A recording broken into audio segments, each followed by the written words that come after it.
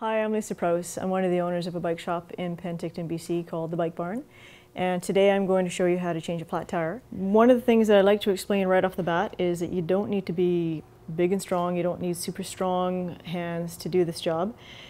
It just requires learning some techniques. So first of all, you want to take the wheel off. If it's your back wheel, then just release the brake and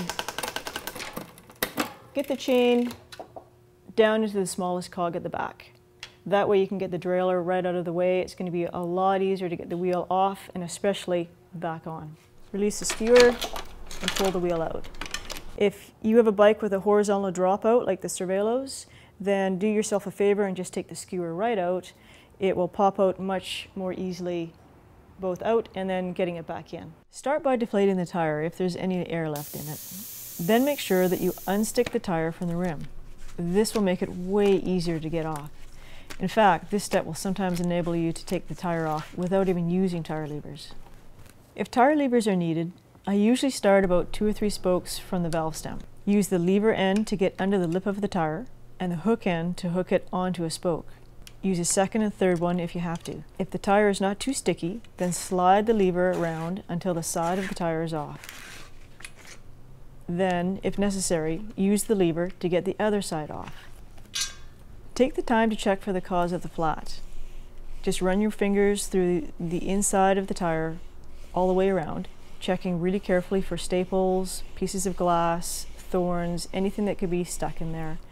Take a look on the outside of the tire as well. Check the tire as well as the rim to ensure that the rim strip isn't the problem either.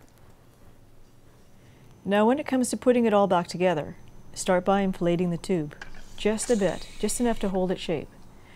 This will make it easier to work with and help to avoid pinching your tube during the process. Put the valve stem in the hole.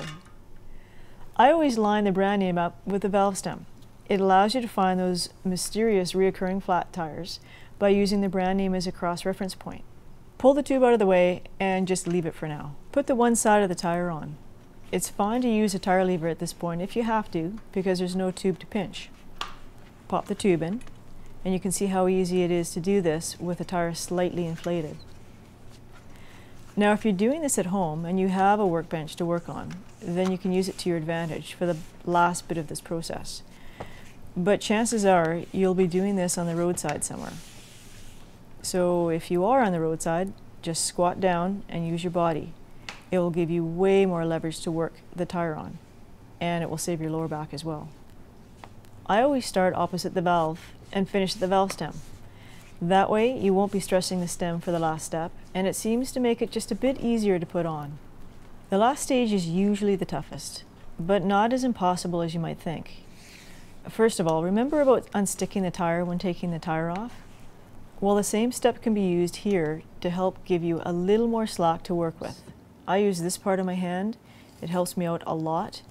Roll the tire the tiniest bit at a time. Don't get impatient and try and do it all at once. If it's tight, then let some or all of the air out of the tube. Unstick the tire again if you have to and work the tire on. Remember, don't use the tire lever at this stage or you may pinch the tube. This next step is really important. Make sure that you push the valve stem up inside to pop the tube out of the way of the tire bead and rim. You need that tube to be able to move freely so that as you're inflating the tire, it can move away from the bead of the tire. If you're going to use one of these little lock rings that go onto the valve stems, make sure that you don't put that on until after the tire is fully inflated. Check to see that the tube is not ballooning out from under the tire bead before inflating. Inflate the tire just a bit at a time, checking from time to time to make sure that it's seated properly on the rim. Check the sidewall of your tire for the recommended tire pressure.